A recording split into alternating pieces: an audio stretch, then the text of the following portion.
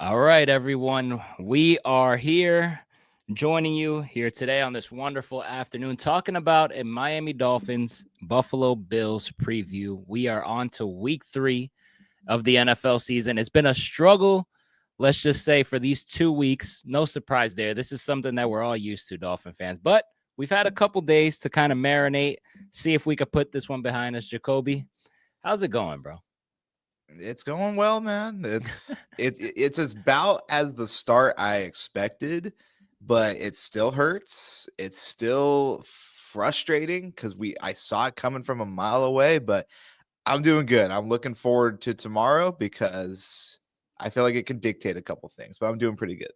All right. Well, listen, I feel a little bit better. And listen, last time, credit to you. Last week, you said that the Dolphins were going to lose this game to the New England Patriots. You picked the Patriots, and I stuck with the Dolphins, thinking that they were going to, kind of show up and kind of, do what they've been doing to the Patriots over the last couple seasons. So credit to you.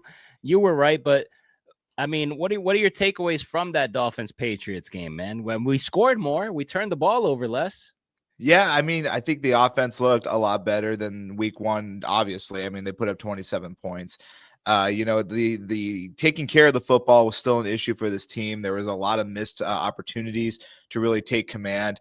My biggest takeaway, man, is that, Miami's got a really big defensive problem. This team couldn't even stop couldn't stop one drive. They got a couple stops, but New England amassed their total rushing yards from week 1 in the first 2 drives against Miami.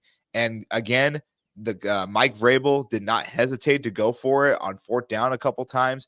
Miami is just not intimidating anybody on the defensive end, and it's very concerning, especially you're playing the New England Patriots, who are projected to be a bottom 5, 10 team.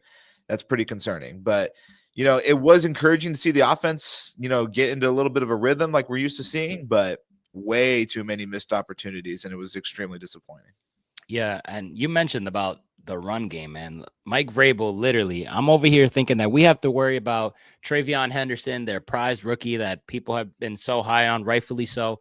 He didn't even really get the touches. It's Ramondre Stevenson, a guy who we've seen so many consecutive years in a row, letting this guy, dominate us, running the ball right up the middle.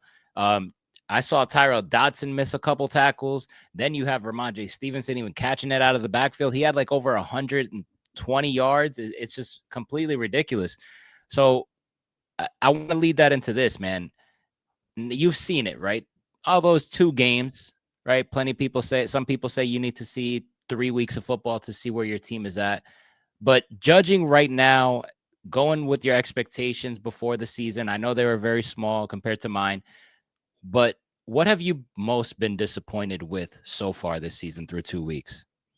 I've been pretty disappointed with the pride and the grit. We heard all season long that there's a huge culture shift going on in Miami, and I'm just like, I'm not going to buy this until I see it. And I haven't seen this team come out with any momentum, any fire, and offense has just looked depleted. Defense can't get a stop. A lot of missed tackles, a lot of gave up plays on short downs, and frustrations on the sideline mounting on the first couple drives of the season. I'm just disappointed. Like, where's the fire? Where's the confidence? Where's this new culture that we've been sold on all off season long? And I'm not surprised because I don't trust Mike McDaniel to install a new culture. Like, he didn't even have an established culture to begin with, but it's pretty disappointing because like you're all talk, you're no bite, and it's been like that for 4 years. So that's what I'm most frustrated about, because I'm like, the front office has to see this. This team is not feared by anybody. Teams lick their chops coming against this Miami Dolphins team. So that's the most frustrating part for me, and it's been that trend for me for the last couple seasons. But I'm like, okay, let's see this new culture we're talking about. And so far, haven't seen anything. Yeah, dude, it's unfortunate, man. And to be honest, like I agree with, I see where you're coming from. And for me, it's been a little bit differently. Those who have been watching the show, I kind of gave up on that culture thing because of Mike McDaniel. Like, to me, he already showed who he is. I don't think that he can change this team's identity at all. I think he is who he is at this point. anything, trying to change a culture and be this different type of team, I feel like it's fake at this point. So I've kind of embraced the fact that we are who we are with Mike. And as far as the culture change going, that has to be with the new guy as the head coach. So to me, it sucks though, because you were right. People are not even scared of us, man. Like people are like happy to play the Dolphins on their schedule, and that sucks, man. Like it's so embarrassing. Before it was only Buffalo that kind of had that cockiness to them, but now I feel like it's everybody. Like everybody wants a piece of Miami. But the part that I've been most disappointed with, I'll tell you, it's the defense, man. And I know, like, you look at the defense and you're like, dude, we have crap DBs, man, at the end of the day. But I kind of expected more from the defense, to be honest, especially the pass rush, man. Like we were so excited about, having Chop Robinson go into another year, Jalen Phillips coming back, Bradley Chubb coming back. And then you got Sealer locked into a contract. You drafted a first round pick in Kenneth Grant. You signed a Matthew Judon and we thought we had probably too much pass rushing, and we're not even seeing them make a difference, man. I mean, Drake May absolutely slice and dice us. Daniel Jones did the same thing as well. That's probably the group that I'm most disappointed with, man, is the freaking defense, because Anthony Weaver, he had a bad he's had a bad 2 games here, and that's somebody who I was high on, man. What do you think about the defense, like pass rushing standpoint, and Anthony Weaver? The pass rush, like you said, it hasn't really been effective. We haven't seen the results we've wanted. But, we have been getting really good production out of Bradley Chubb, who I told you in the beginning, this is going to be that man on defense. And so far, he's been the one leading the charge. Jalen Phillips had some plays in week 1. Not so much to really look at from week 2. I know Chop Robinson had a play, and then he went down with injury. But, if I'm being honest with you, it's really hard for me. I don't want to sound biased here because I give Mike McDaniel a lot of smoke, but Anthony Weaver produced really good results out of this Miami Dolphins defense last year with an established secondary. I feel for me, it's really hard to get on Weaver, especially early with a very inexperienced secondary with little to no chemistry. So I want to give him, like, I'm not not necessarily saying a free pass, but I'm saying right now I need to see some more. Give this defense some more establishment, because like this whole secondary is new, and for me it's just like Greer went in to this offseason with the mindset that cornerback was not the priority, and a lot of injuries went down. He tried to bring in some reinforcements who haven't been as wow yet for this defense. But for me, it's really hard to get on Anthony Weaver right now, given what he's been fed. But with Mike McDaniel, for me, it's different, because you have top 5 talent on that offense, and everyone as a whole is never on the same page, and it's the same issues every week that we've seen for 4 years. Hell yeah. I'm glad you said that, bro, because this is exactly how I feel, man. I hear, Anthony Weaver getting a lot of flack, to be honest. And I think he deserves it, right? Because at the end of the day, they are 2 bad games. Like, you can't just get a free pass, just like you said. But I'm with you in the sense of, we've had Mike McDaniel fail for multiple years with so much talent. And Anthony Weaver has had 2 bad games. At the end of the day, he still produced a top 10 defense last year, and he has done well. And it's a smaller sample size. McDaniel, you've had this big sample size. We see who you are. That's why we're so down on you and we want you out of here. But I'm glad that you said that. So we're definitely aligned on that. Let's say Mike McDaniel does lose his job if we lose to Buffalo here. Are you in line with Anthony Weaver should be the first one that deserves that? Yeah, I think so. Anthony Weaver is so beloved throughout that building. You hear it from everybody that the players really like what he brings to the table. And it's not a coincidence that he was a head coach candidate this past offseason as well. I think Miami was pretty lucky to be able to retain him this past offseason. So I feel like Anthony Weaver is the guy you should go to in that case.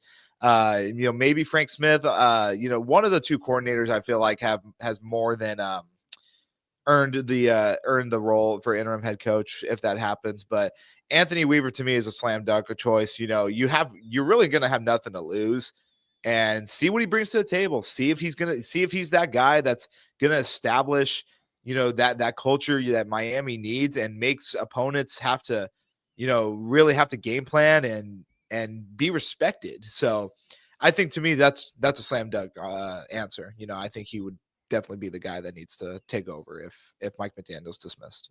See, I agree with you, man. But first of all, I mean, you know how I feel, man. I wanted Anthony Weaver to be the head coach from day one of this season, but now with the situation, the way the situation is, I think you definitely do this. You definitely, get rid of Mike. Let's say we lose to Buffalo, which our predictions will come later, and he's 0-3. I definitely think you should give the keys to Anthony Weaver right away after that, because me being so disappointed in this defense through 2 weeks, now it makes me question, like, damn, do I really want Anthony Weaver as the head coach? Is he capable?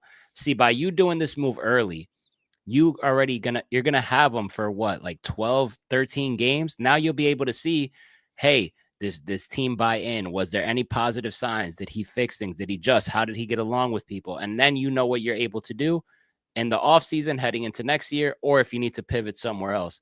So I think Anthony Weaver definitely deserves it. He's a guy who, I mean, listening to him speak, like you mentioned, like people do respect him, and he just sounds like a leader. And that's what we need in this locker room. Somebody that's respectable, somebody that's going to come in and change the culture, and people respect what's coming out of this guy's mouth. So I definitely would go with Weaver. But let's see, man. So let's touch a little bit about Buffalo, man. So obviously it's Buffalo week, and they've smacked us here and they've owned us for the last couple years. You hear the Josh Allen's our daddy, yada yada yada. But now Tua came out to the media and was completely sucking up to Josh Allen, saying that, oh, you see what he can do, man. He throws the ball so far, and all of this praise to your rival. What was your take on that? Because I know how I felt, but I want to hear how you felt about that. For me, I'm a real big rivalry guy. I'm like, there ain't no way in hell, no matter how much ownage my opponent has on me, that I'm going to go up to the media and just praise them like a fucking god and just act like that they've owned me the last several years. I'm going to be there with like little to no emotion. Like, hey, it's time to go to work. They have our number. It's up to us to prove it wrong. But no, this guy's up there, like being the number one Josh Allen fan, like big Giants fan, hate the Dodgers to death. I'm never going to talk about the Dodgers in that sense. Big Kings fan, never going to talk about the Lakers in that sense. So I'm like, where's your fucking fire, man? Where's your fucking like grit and attitude? Like you've been this cocky motherfucker for the last couple seasons now, and when it comes to Josh Allen and the Bills, you get all shy and you're like, oh, he's a special player, I can't do half of what he does. Oh, great, we could tell, man. we could tell, like, so and especially saying that when I think he makes a couple mil more than Josh Allen. I might be wrong there, or maybe a little less. But like, to say that and how much money you're getting paid, it's so fucking frustrating as a Fins fan. Dude, you nailed it right in the head. Like, listen, I'm a rivalry guy too, yo. Like, I get it. You guys are cool. Like, you guys are friends, maybe. Like, all right, cool. But Josh Allen wouldn't do that, bro. Like, and that's the point. And it's like, yo, this team has literally owned you guys for so many years. You have guys on their team hopping on Armstead's podcast, even saying how much they disrespect you guys, talking about squish the fish and like they're cocky and everything. And then you're going to go out here before you even play him, not even giving credit after he beats you. No, before you're going to say that. It's crazy. Like, it's just absolutely crazy to me. Like, even if you truly feel that way, like, this is why people call you soft, man. Like, it's crazy. And I have the quote here. He says on Josh Allen, he's top tier. Definitely different skill sets for me. I can't do half of what he does when it comes to running the ball and how he just chucks up the ball down the field. Like, bro, oh my God. Like, like, you just make it. The market is the market, though. Yeah, the market is the market. Show me the money. Yo, I'm telling you, like, every time Tua opens his mouth in the press conference this season, It's been pissing me off so damn much, man. Before it was only Mike McDaniel. Now it's Tua. I don't know what has got into this At guy. this point, I can't understand a fucking thing Mike McDaniel says at the fucking podium, bro. I'm done. Like I'm done. I knew during training camp when he was like, "Oh, it's a good day. We're one day closer to death." I'm like, okay, I'm already tapping out Nah. for this season. I'm not gonna listen to this guy. And then I Oh my just see the quotes, and he's like, "Oh, to win the game, you have to win the game. You can't lose the game." No fucking shit. God. Like, bro, like, oh my god, like Dude, it's I'm so irritating. I'm telling you, and I was listening to Omar Kelly talk about this stuff, man. He said this it's open season. He says it's open season for the Dolphins. Pretty much anybody that anybody says is right, and you can't even defend it, bro. Like any smack talk, it's legit. Like, yo, take your hits right now. National media, whoever it is, like you're right at this point. I don't even have a defense, and I always have a defense. I just don't. Me Like, neither, man. I'm just anyone who says anything to me, I'm just like, I can't say anything. Yep, this is who they are, and yeah. I unfortunately support it. Yeah, exactly. It's like at this point, it is what it is, man. Let's try to shift things on a little bit here. All right. Let's not be too depressing, but then again, Yeah. that's what our team is. But let's talk Yeah. about bright spots. Have you seen any bright spots through these last 2 weeks for the Dolphins? Yeah, I think for me, my biggest bright spot is the guy I picked to be the man on offense, and that's Jalen Waddle. He got real involved on offense this past week and found the end zone, which was really good. And Tyreek Hill got more involved. He hit over a 30-yard catch for the first time in a year. So hopefully that is a sign. That is a sign that this offense is starting to find a rhythm. Devon Achane continues to be that man for the Miami Dolphins, and it's kind of questioning. You have Ollie Gordon as well, who you're not feeding as much in the run game, but as long as you're going to feed Achane, I guess I'm fine with it. But in the bright spots, we saw a lot of good things last week. So I hope that's a step in the right direction. And that's pretty much my only bright spot. Other than that, the urgency to get up to the line to run plays is still not there. You can see that the players are mad frustrated with each other. And for me, it's just there's not really a lot of positivity. But my biggest takeaway is that the offense looks to be getting into a rhythm. They put up 27 points. So hopefully they can build on that. Very good. I say there's two bright spots for me. We have a lot of, not bright spots. That's for sure. We'll be here for days just talking about those. But the bright spots, I will say, I will agree with you. Devon Achane has been everything as advertised. And this is a guy who's been doing this even last year. Last year, when Tua goes down with the injuries and the concussions and you name it, Devon Achane was the only productive guy in Miami, from his ability to score touchdowns, his ability to run the football, his ability to catch out of the backfield as well, and do all of these different things that he's able to do. And also what I'm seeing this year is not only a continuation of all of those things, but his will to score. And I know he stepped out of bounds, and we're going to think about that, and it sucks. But at the end of the day, there was other reasons why you lost that football game. You shouldn't have been in that position. So I don't, I'm not hard on him for that, but I see a different runner where he has that will to just get into the end zone. Like, he takes first contact and he doesn't go down. He's trying to break those tackles, similar to Ollie Gordon. So I do like that. My second bright spot is Malik Washington. This is a dude who's had a great preseason. All right. And now it's kind of translating into the regular season off of week 2. First game, he was returning kicks, very productive. Second game, ends up returning a punt for a touchdown. And then also has some different end arounds where he's rushing the football and catching the football as well. I still think Mike McDaniel's not getting him the ball enough, though. But in the limited sample size that we've seen, I think Malik Washington has also been a bright spot for this team. And that's where I stop right there. Devon Achane and Malik Washington. And I'll probably give it Bradley Chubb, your boy, who you did call out upon. He has 2 sacks. I got to give him credit for that. That's pretty impressive. Yeah, absolutely. And you good points on Malik Washington. Really good showcase, especially in the return game. Finally they find somebody that can really make something happen in the special teams game. So that was really awesome to see. It's just disappointing that they give it right back after his big play that stole the show.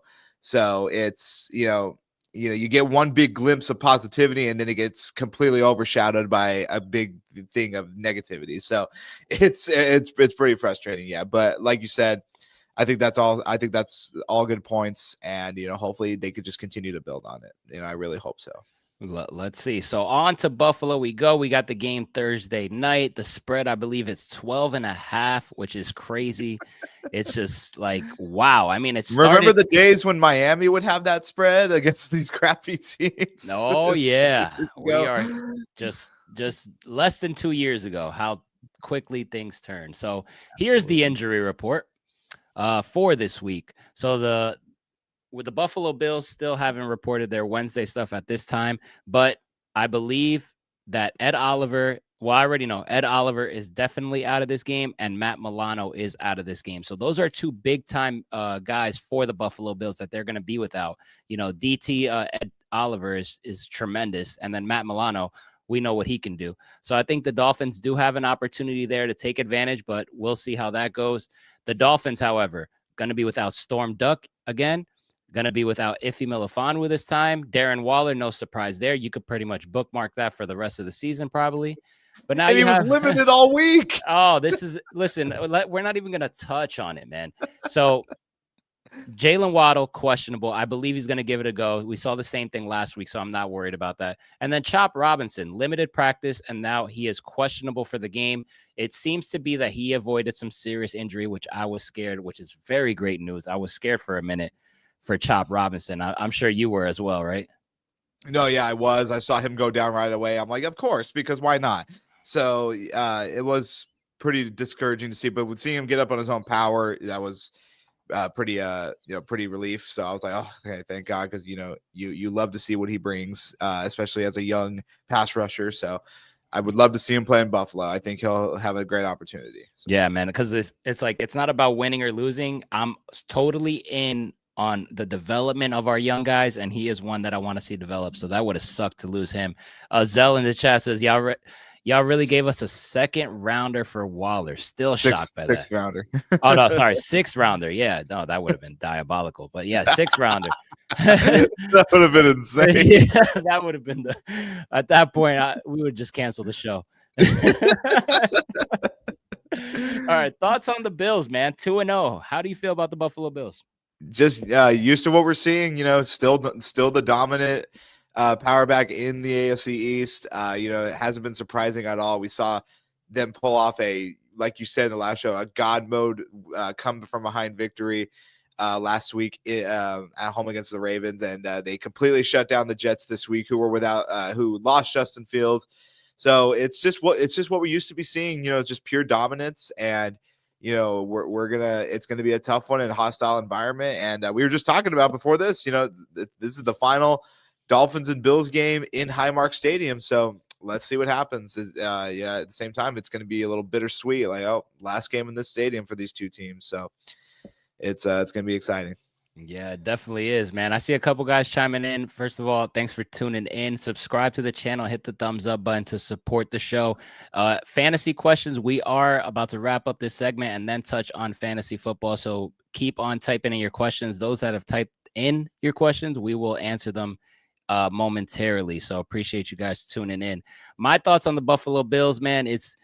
I'm telling you, definitely they are the kings of the AFC East. They are definitely way better than us. They are on a whole nother level, man. My thing is this going to be the year that Josh Allen and the Buffalo Bills finally get over that hump? Are they going to get past the Patrick Mahomes and the Chiefs in the playoffs? Are they going to avoid, a potential, choke that they have done previously in their history?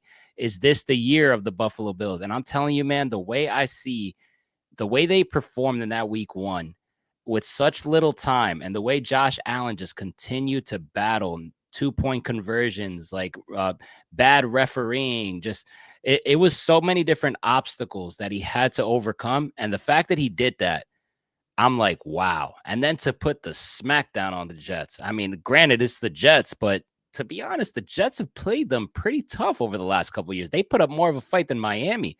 And just the way they did that, and Josh Allen didn't even have that good of a game, which goes to show you, it's like, yo, this team, if they're able to click from James Cook's side, from the defensive side, and hit you with all of these different things, and then Josh Allen is just the icing on the cake that can absolutely do it all. I really think that this is the year that the Buffalo Bills, I hate to admit this, but I think this is the year they get over the hump and make it to the Super Bowl. Do they win it? I don't know. Obviously, we have a lot of football left. The Packers look good, and a lot of things can change. Injuries happen. But, man, I would definitely pick this team over Baltimore and Kansas City, two teams that they're probably going to have to face down the stretch. I hate to admit it, but I'm just being real, man. How about you?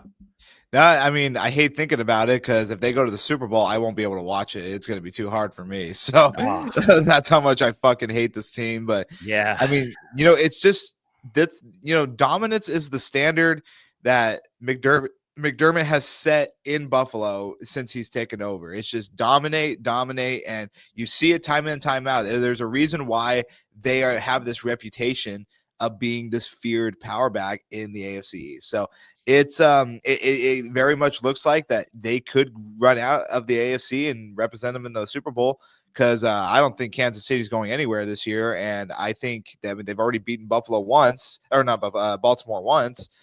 Granted, they were down 15. It took a miracle, but who's to say they can do it again easily? So anything changes in the playoffs, because they matched up against them pretty well in the playoffs, and they got beat pretty down in last year's regular season. So we'll see, but I hope not.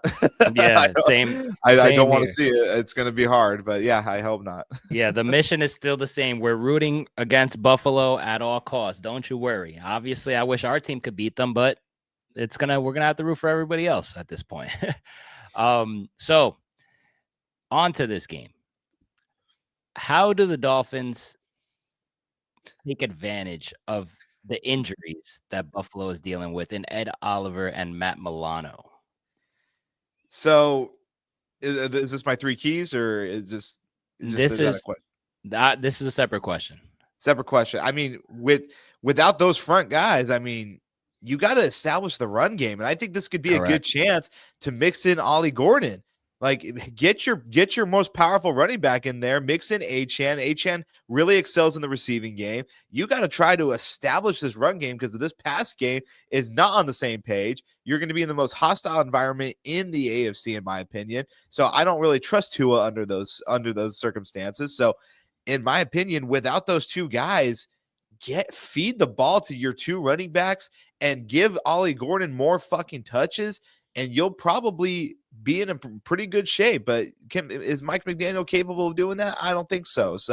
But without those two guys for Buffalo, you really got to take advantage. And Buffalo's already having trouble stopping the run. So let's see what they do. But I think you have to mix in those two guys. Yeah, I completely agree. And that's exactly what I wanted you to say. Losing those two guys, it definitely makes it, the ability to run the football right there for you. But the question is Mike McDaniel going to go ahead and do that? I mean, you saw Ollie Gordon had one carry for 8 yards, a nice carry as well. And that's it. And we saw this so many times last season with Jalen Wright, where he would have 3 carries for like 25 yards, and that's it. It's like, what are you doing? I mean, come on, man. But I do want to mention, you mentioned Ollie Gordon. I don't know if you know this, but Jalen Wright is off the injury report, and Jalen Wright is good to go. I know he's had a bad preseason and all that, but it's more people in the room. Wright, Achane, Ollie Gordon, you have to run the football this game, right? Couldn't agree more. But now that Wright's off the injury list, I don't expect Gordon to get any touches. We'll see. We'll see. McDaniel's going to choose the guys that have been in the system more than a year, because this system is so complex for no fucking reason. So now that Wright, I didn't even think about Wright being back. So yeah, we're probably not going to see Ollie Gordon at all. Like, I'll probably be here a week from now saying, "Oh yeah, look at Gordon's nice little one touch," like. So we'll see. So I think Anthony Weaver will be the only one that could save us from that. He says, "Give me a tough guy. I'm throwing Gordon in there." All right, let's give me your 3 keys for the Dolphins to pull off a miracle in Buffalo and get the win. Yeah, so I said this in the beginning of the show. You have my first key to the game is stopping the run. James Cook just had a crazy week 2 in New York, running the football, and like I said, New England, who came into your house and amassed their week 1 total in rushing yards in their first 2 drives. You need to stop the run. That is my first key of the game. My second key of the game is you're not going to win this game with any turnovers. You got to limit the turnovers. You got to stop turning the fucking ball over. This is the second week in a row where they've had horrible turnovers. Not just, oh, it's a freak sack, he fumbled the ball. No, these are turnovers that weren't even close. So stop with these stupid ass passes and take and value your possessions, because if you give it Buffalo any free possessions, you're going to be cooked. So that's my second key of the game. And my third key of the game is third and fourth downs. You have to be able to stop the football on third and fourth downs, but teams are going for it on fourth down against this Miami Dolphins team. And now they have Josh Allen that can do his little similar version of the tush push, or he can just get the ball and run it right over the line. I wouldn't be surprised if they go for it on fourth down like 60% of the time. So those are my 3 keys of the game, and I think they're very, very tough keys for Miami. Yeah, those are definitely very tough keys, man. I definitely agree. If they do that, they'll put themselves in the driver's seat. For me, man, we've seen this team so many different years, twice a year, every single year. And my keys are way different, man. My keys used to be, contain Josh Allen. Listen, forget about it. That's not happening. Josh Allen is going to get his regardless. It would be, don't let him get out there and run. Listen, he is going to run and he might score a touchdown. It is what it is. So I changed my viewpoint. It's a lot to ask for, clearly. So this Bills team is, like I said, probably the best or second best team in the NFL right now.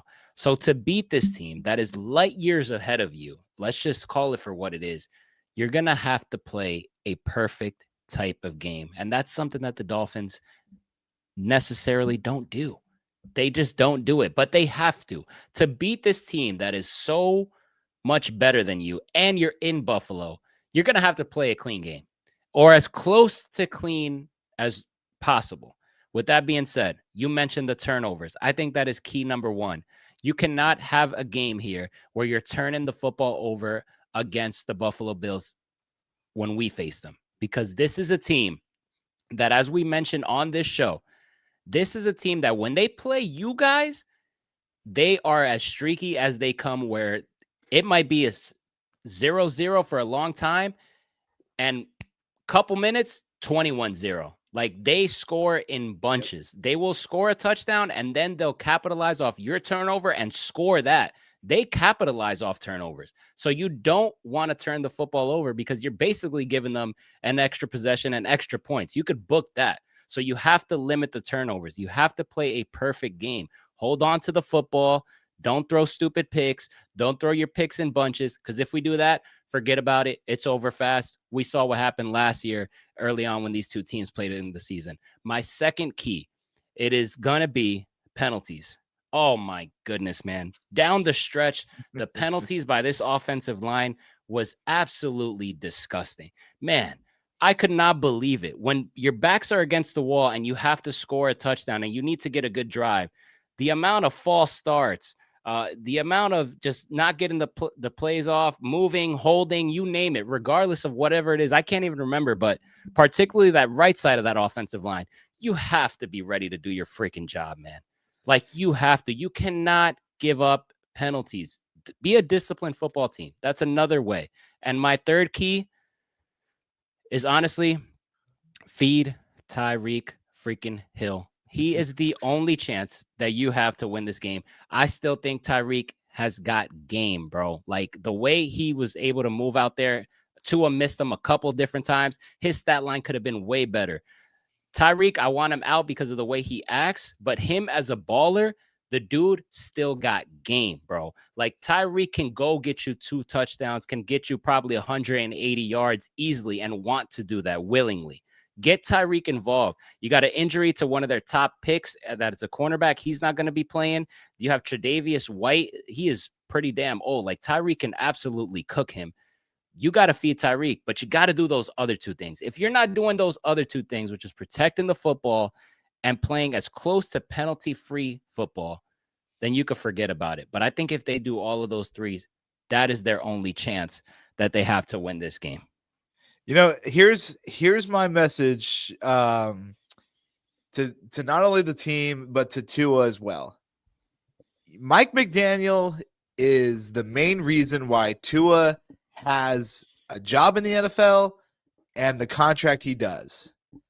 You are now fighting for his job, and he fought tooth and nail for your job the last 3 years. I'll give the McDaniel credit for that.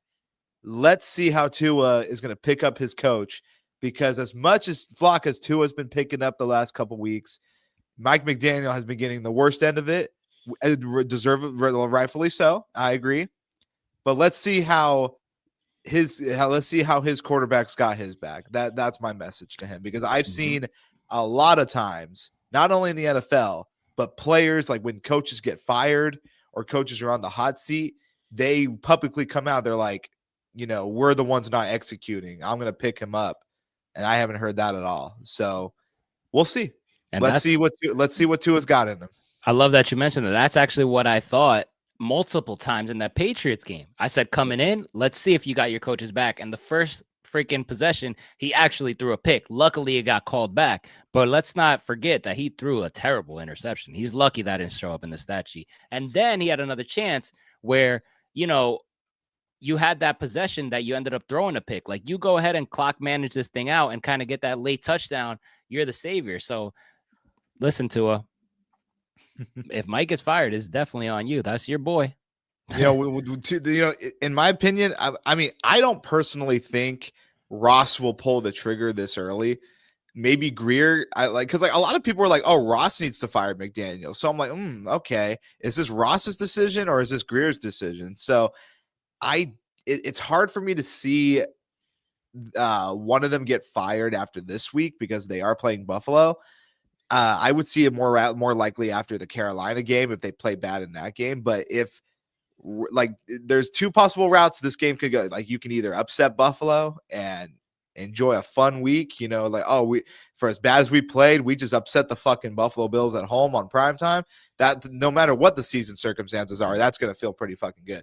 Or you can go the other route, get absolutely destroyed, and hopefully it's what puts the nail in the coffin and ends this regime that we all want over so bad. So it could be a win-win for us Fins fans. We'll see. That's what we're hoping for. Either one of those scenarios is, I think we could live with that. Yeah. But if we don't have neither of those things and we just lose, and then we're keeping McDaniel, now we're here in the same boat, just depressed like every time. It's like, what are we you got do? a 10-day wait till the next game. It's like, or actually, no, you got because they play Monday Night Football, so you get like a damn near 2 week. Yeah, I'm telling you. And you know what you mentioned? You don't know if it's Grier's decision or Ross's decision, and I think that's our problem, man. I feel like Ross gets too involved sometime and where he shouldn't be involved. I feel like Grier gets involved where he shouldn't be involved, and it's like a mixture of things where we don't let each guy do their respective jobs. We try to chime in where Chris Grier wants to do his job, but also want to get whatever the head coach wants. Then Ross wants Chris Grier to do his job, but then he wants to pick who the head coach is. It's like, if we're all just not letting each other do our jobs, then we're going to be in the same boat, and it's frustrating, but that remains to be seen how it's going to shake out, dude. What is your prediction for this game, man? If you want to give a score. I think it's going to be pretty ugly. I think Buffalo is going to amass 30 points for the third straight week. Give me the Buffalo Bills 33-7 over Miami. Oh my goodness, 7 points, Jacoby. That's on offense, the 7 or punt return? I think it will be garbage time. Or maybe to end the half, but I just don't see it. I mean, I think Buffalo's playing out of their mind right now on both ends of the ball, and I think Miami is damn near ground level, like the lowest you can be right now in the first 2 weeks, and I think there's too much instability to really get this team to focus right now and be ready to play this type of caliber of an opponent. So I think it's going to be a pretty similar blowout to what Buffalo did to New York. So that's my opinion. Damn. For me, I see us losing this game. I'm not going to pick the Bills. I'm not going to pick the Dolphins over the Bills. I was going to be like, this dude's not doing this right now. No. My bad. I'm the optimistic one, but listen, this is reality now. I'm done. I've done this too many times against this team. Until the Dolphins beat this team, then I will give them a chance. Until then, it's all Buffalo, man. I can definitely see the Dolphins, though, coming out in the first quarter and playing like, this motivated team that's trying to get their coaches back. They could kind of rail some fans in, do some inspiring stuff. But I feel like when push comes to shove and you're playing that full game and Josh Allen is converting these third downs, like you mentioned, fourth down conversions over the course of a game, bro, the battery is going to die and the Bills are just going to smack us. I think it's going to be ugly. And unfortunately, I got the Bills smacking the Dolphins as well. What's your final score? I'm going to go with what Zell said. Okay. 38-10. He says if Ed Oliver was playing, I'm going to say that doesn't even matter against Yeah, I don't think that matters at all either. He is a hell of a player, and that matters against every other team. But against this team, no. 38-10. Exactly. I'm gonna go with that. Listen, I hope I'm wrong, though. I really do, but I just don't see it. I don't see it. And if we're wrong, listen, that's gonna be a nice long week that we're gonna feel very good, because that's what this team needs. A win like this in Buffalo is exactly a long week to regroup. Yeah, this would be exactly what this team needs. No doubt about it. All right, so let's talk about fantasy football with Stardom Situms by Jacoby, the fantasy guru himself. Talk to me, Jacobs. Well, guru right now in your league, not so much. 0-2 in your league right now, but my other league, 2-0. Loving it right now in that other league. So I do 2 leagues every year, and flip flop. It's been weird luck. I have Amon-Ra St. Brown in one league, and in your league I don't. And I played him this week. So in one league I'm putting up 40 points, in the other league I'm getting crapped on by St. Brown. So it's been like flip-flop for me. So, but it's been good. I'm going on to my Stardom Sims for this week, starting with my quarterbacks. What a crazy week of football we had, fantasy and real just games in general wise. It was a really good week. And moving on to my quarterbacks, I'm going to give this guy who's kind of going to take the lead in your waiver claims this week. He had himself a hell of a week connecting to St. Brown in Detroit against the Bears. He put up 33.9 points in PPR leagues, 5 passing touchdowns, and he's going to Baltimore, who, granted, Baltimore always has a really great defense, but they are ranked 29th against quarterbacks right now, and that's pretty mainly to do with Josh Allen. But I'm going to give him the edge again. Give me Jared Goff for my first stardom of the week. And going on to the craziest game of the week, Dallas Cowboys versus the Giants. Dak Prescott with a pretty solid game, had an interception, but still ended the week with 23 points. He's going to Chicago, who are dead last in points allowed to quarterbacks. Love this matchup, and I think he's going to connect to CeeDee Lamb as always. So Dak Prescott will be my second stardom. So I think those are 2 solid stardoms, and I think in a lot of leagues you can get Jared Goff as a free agent right now. I agree with that. Going on to my situms. This one's actually my quarterback in your league, and I hate the matchup this week because he hasn't really been he didn't really have a good show off against Carolina last week, threw an interception, and now he's going to San Francisco, who are ranked 7th against quarterbacks. Kyler Murray is going to be my first situm of the week. I don't love the matchup, and he's got actually some very tough quarterback matchups the following weeks. So if you have better options, or if you're in a super flex, I would definitely mule your options. And you could probably replace him with Jared Goff too, if he's still available in your league. And then going on over back to Seattle, he had a pretty solid game against Pittsburgh. But he's still the quarterback 28 through the first 2 weeks, had 15 points against Pittsburgh, still threw 2 interceptions, and wasn't just really looking too promising to me. And that is Sam Darnold. He is going to play in New Orleans, who are ranked 25th against quarterbacks, which you might think, hey, that's a good matchup. I want to take that. But I think, with Kenneth Walker getting back into the rhythm, Mike McDonald's going to look to run the ball more, and I just really haven't been too moved by Darnold's play yet. So he's going to be my second center for the quarterbacks, and I think they're pretty solid matchups for sure. Yeah, I agree with that. I'm kind of disappointed in Darnold, man. I'm a guy who I thought Seattle was going to be like really shock a lot of people this year, and I know JSN is having a good year, but the efficiency from Darnold, bro, it just isn't there. What do you think about quickly Justin Fields and his concussion, man? You think it's time to look somewhere else if you're a Justin Fields owner?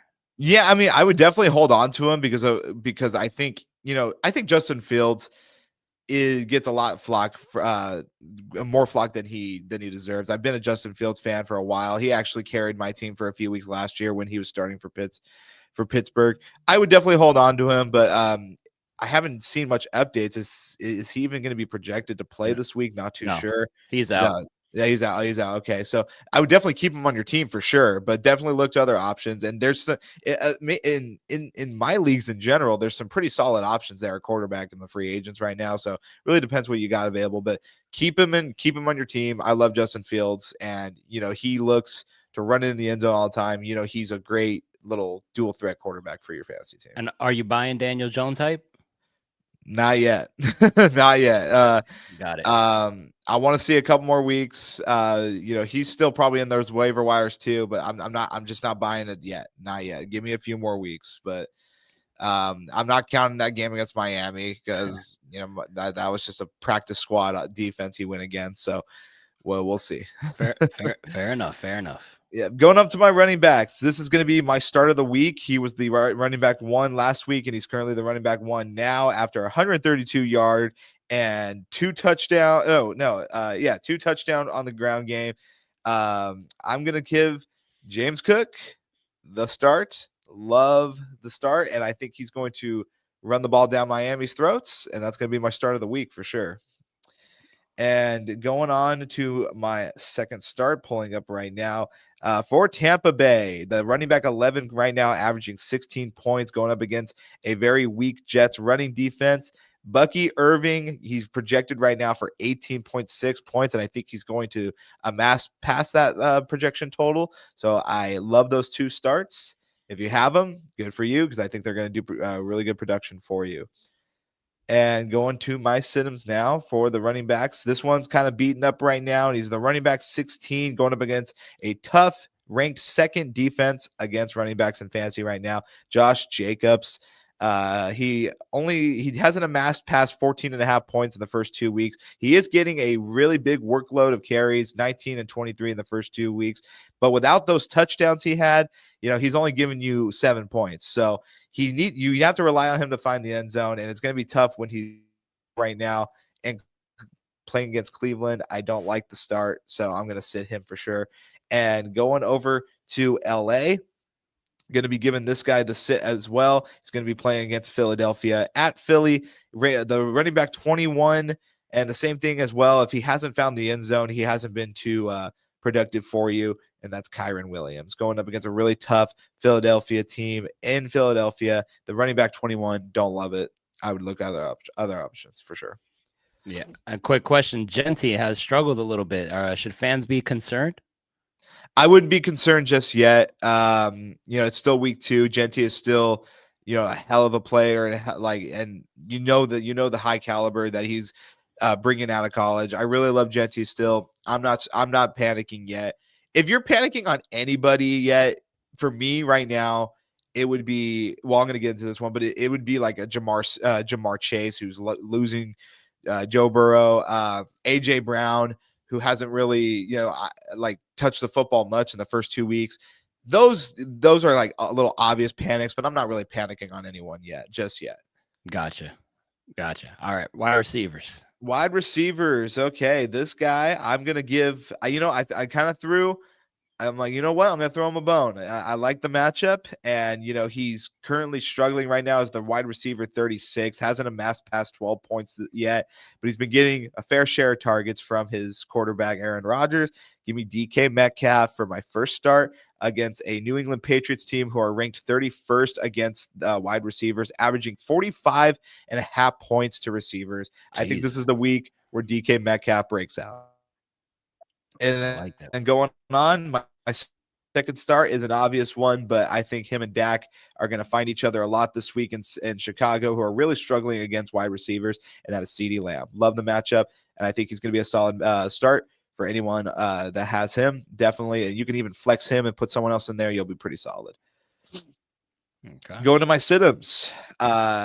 This one, I just want to say, because I'm panicking on him, I'm not necessarily sitting him, this wasn't really much of a sit, but it was pretty much you're kind of screwed because you can't really afford to sit him because you probably took him with the first pick.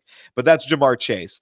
I'm officially in panic mode for Jamar Chase. He averages only 11 points with Jake Browning throwing him the football. He is the wide receiver 6, but without Joe Burrow, I'm a little concerned, especially for the next 3 months. He's got a very tough matchup. Going up against the number 3 ranked defense against wide receivers in Minnesota. Jamar Chase, obviously you can't sit him because you wasted a first overall pick on him, but that's more like okay, you're kind of screwed with this guy. So maybe try to sell high on him. I have no faith in the Cincinnati backup quarterback situation. So we'll see. But just a heartbreaking week for Cincinnati fans and Joe Burrow. Going on to my second sit-up, that's going to be Tyreek Hill. Even though he had a bounce back week at home, putting up 17 points on 7 targets, didn't find the end zone against New England, but I don't think he's going to find it against Buffalo, especially them being top 5 in defenses against wide receiver. And I don't see this passing game really being in a rhythm in Buffalo. So I think Tyreek Hill is going to be a sit-em. I'm actually, as a Tyreek Hill fantasy owner, I'm actually in the, I'm just holding out that they trade him, and that way his value can raise and he can be more productive. But I'm kind of inching towards, okay, I don't know what I'm going to do about him right now. So he's going to be my second sit-em for sure. Fair enough. I thought you were going to go with Brian Thomas Jr. as one of your sit-ems. Are you concerned about him? I was, but I'm like, you know what? I'm going to give him one more week. And like I said, I don't like panicking on players too soon unless it's an obvious panic. Right. But for me, it just doesn't make any sense why he's not getting the production. I'm like, okay, give me a couple more weeks, new offense, new head coach. If we're getting the same results by like week 5, week 6, then yeah, I would probably panic. So yeah, and the good thing is not yet for me, because I am a Brian Thomas fantasy owner too. So I don't want to jinx myself there. So the good thing is the volume is there. So that's the good thing. Tight ends now. Tight end stardoms. This guy who's been kind of surprising everybody, averaging 15 points a game. He's the tight end number 3 right now. Does have a tough matchup in Vegas, but I think Washington's going to keep looking his way. And that is Zach Ertz, the veteran. I'm going to go with him as my first stardom. I think he's going to continue his hot streak against the Vegas Raiders. He's found the end zone the first 2 weeks, and I think he'll continue to do so. I feel like they're liking him as a target, and I think that's going to be my first stardom. And then going to my second stardom, I gave this guy a week 1 stardom, and he paid off for it. And then he had not the week he really wanted, week 2 against Chicago, but that was all a St. Brown game. So he's got another good matchup in Baltimore, who are also ranked 31st against tight end. Sam Laporta. Let's look to him again. I'm going to give him the benefit again, and let's see if he makes up for it. So that's going to be my second stardom. And my 2 sit-ems, I think, are pretty easy ones. I'm going to go Dallas Goedert as my first sit-em, as he is questionable and he hasn't really been seeing too much production. He didn't play this past week, but I think he's going to be playing this week. And but even then, he still had 7 targets, but coming in hurt, I think he's not going to be the most productive. So I'm going to go Dallas Goedert as my second sit-em. And my first sit-em, and then my second sit-em is going to be one of my tight ends, because I'm trying to find an upgrade. I thought this guy was going to get a lot of volume so far, and he hasn't gotten anything. He's been getting the targets, but he hasn't been really getting the production, and that's David Njoku going up against Green Bay at home. So that kind of should, help the home field advantage part. But Green Bay is ranked 28th against tight ends, but Njoku had a good matchup last week in Baltimore and still couldn't really get much production. So I'm going to sit him for my second. Those are my stardom sit-ems. Hope it helps you guys out, and hope you guys get some wins. But let's hope for another crazy week. It's been an exciting first couple weeks in fantasy so far. Definitely. So we have a couple questions, guys. If you have fantasy questions, just dish them out on the chat, and then we will get to them right now before we get on out of here. Thanks, Jacoby, for those stardom sit-ems. The tight end market is just crazy, bro. It's literally hit or miss. I have Loveland. I'm thinking that he's the highest, tight end taken in the draft. They're definitely going to feature him like a top 10 pick, and Ben Johnson's like, nah. All right, first question we got for fantasy. Let's see. We got it from Old D's. He says, trade Josh Jacobs for Pacheco or Bill and Flowers. Bill who? Yeah, that's what I'm saying. Trade. I would not trade for Pacheco. Not loving the Chiefs um, offense right now. I would definitely Jacobs is getting a huge amount of carries. He is questionable right now. He's a little banged up, but I'm in the bigger picture. I'm rolling with Jacobs. So if you, I think, let's see, if trade Jacobs for Pacheco and Zay Flowers, would you do that? Mm, I don't Um, know. That's tough. that, You really like Zay Flowers. You like what he brings. You what he brings to the table. But I love going with running backs who get a lot of volume, get a lot of touches. Running backs win you leagues. So I'm still gonna maybe down the road, but not right now. I really like that Jacobs gets the touches, so I'm gonna go with that route. and the good thing about Jacobs is that he gets to the end zone constantly. So you Yes, are getting exactly. that touchdown production. From Max M, shout out to Max. What's up, guys? Need to start two. Tet McMillan, DJ Moore, and Travis Etienne, who's been playing pretty damn good, surprising me, to be Yeah. honest. For me, I'm gonna go ETN for sure. That's gonna be my first one out of there. And Ted McMill, it's just tough. That Carolina offense, you really can't trust it. He's been getting his fair share of targets. He's had 19 targets in 2 games, which is pretty efficient. But with DJ Moore as well, the Chicago's a little iffy there. Give the edge to Ted. I'll take that one. He's got an easier matchup in my opinion. So I'll go Ted McMill on that. Ted McMill and ETN. Let's do those two. Yeah, I would say the same thing as well. But I Yeah. mean, hey, it seems like he's in a pickle, which is understandable. I mean, Yeah. that is kind of tough, man, because you're seeing, Bryce Young has his limitations, and then Caleb Williams, it hasn't had, a good start to the season so Nope, far. not at all. Let's see. We got this from Bronson Hyo. Let's go with that. Trade Cup and either DJ Moore or Olave for JSN. Okay, so it's I a I would two. It's two. I Two. would do I would only hold on to Olave because the Saints are going to be losing a lot of games and they're going to be throwing the ball constantly. So I would do that for sure. Cup and DJ Moore. JSN is a dog, and Sam Darnold loves going to him. I really love JSN this year, stepping into that wide receiver 1 role. So I would do that. I don't think I like my thing with Cup in the bigger picture is him being able to stay healthy and regressing there. So and I would like to keep Olave just because of the volume. So yeah, I would do DJ Moore and Cup for JSN for sure. I'll do that. Yeah, I would definitely do that as well. If that JSN owner is willing to do that trade, I will send that in right away, man. I think JSN is going to have an unbelievable season, even though Sam Darnold has been shaky. I love JSN this year, to be honest with you. So if you could pull that off, I would do that. But then if he rejects that and it has to be Olave, to be honest, I would still do it. Love JSN this year. He has another question. Trade Kyler Murray and Josh Jacobs for Mahomes and Jonathan Taylor. Ooh, that'll Nope, make you not think. doing it. No? Not doing it. I love like I said, I love Jacobs's volume. I'm gonna roll with that. And I saw another thing in there. Jacobs has had a touchdown 10 straight games. That is true, and I think he is their primary option at the goal line. So, not really like what I see from the Chiefs right now. I'm not trusting anything on the Chiefs. And maybe if they trade for more receiver help or Rashee Rice comes back, but definitely not doing that trade right now. So I'm keeping Jacobs. Yeah, I mean, you see the Chiefs starting off to 0-2 start, and Mahomes doesn't look too good. You got Rashee Rice out for a little bit longer. Same with Xavier Worthy. Pacheco's giving you nothing in the run game to help Mahomes. Travis Kelce looks like he's lost a step.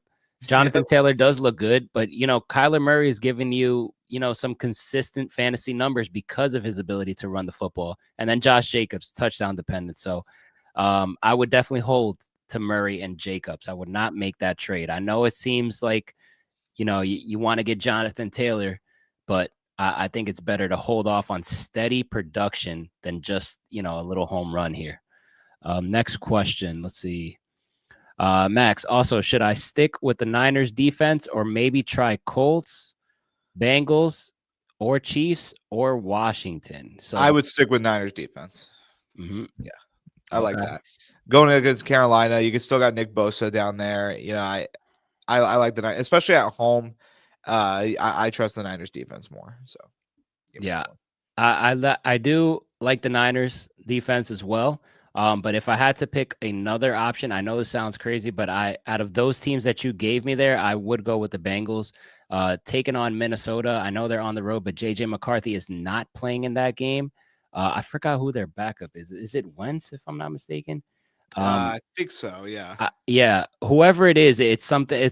I was looking at this earlier because I also picked up the Bengals defense and I like the matchup. So I would stick with Niners because of their. I like Salah over there running things on the defensive side. I trust him more than I trust the Bengals.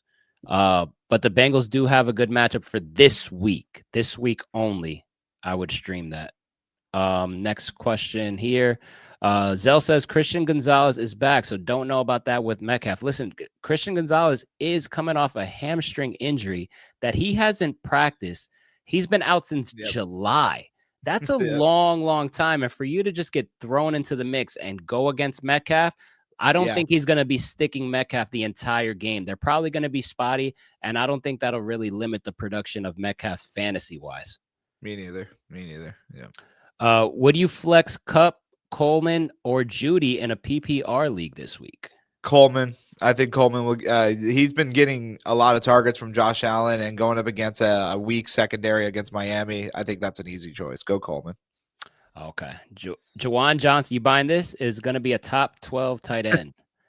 It could be, like I said, like especially with George Kittle out. I mean, he's Juwan Johnson's off the Niners, right? This is the guy from the Saints, I believe. Okay, my bad. Yeah. I had that completely mixed up. But yeah, he's been solid.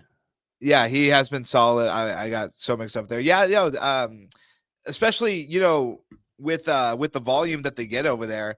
You could definitely see that, but it's just been it's so unpredictable with the tight ends. And if you're on the Saints though, you're gonna be tanking. You're gonna be tanking a lot. And with those teams, I love picking them up for volume because they're just gonna be throwing the ball all game long. So I can definitely see it. For sure. Yeah, Rattler seems to have a nice connection. And he also mentions Jacob says that Bill is Ja'Cory. Gotcha. Krosky Merritt's nickname. So then that means this question would be trade Josh Jacobs for Pacheco or for Bill and Flowers. Well, that's tough to say because Krosky Merritt is this. Well, he was like getting high praise for coming out and that he was going to fit into this Washington offense pretty good, but Eckler was still outplaying him. So, that just tells me like, okay, well, how much faith do you really have in this guy? So I'm still going to roll with Jacobs on that for now, unless I see a big increase in production. So, yeah, I agree. It's still a little bit of a committee there. All right, guys. Well, that'll wrap it up. We will be here next week. Please subscribe to the channel. Hit the thumbs up button to support as well. Follow me. Follow Jacoby on X for more Dolphins content and fantasy content as well. Appreciate you guys chiming in. We'll catch you last week. Jacoby, are you changing your pick or are you sticking with the Bills winning this week? Absolutely not. Give me Buffalo, man. Let's end this regime. Hopefully next week we're talking about a coach firing, a coach change. So let's see. I agree. All right. Hang in there, Dolphin fans. See y'all next week. Peace.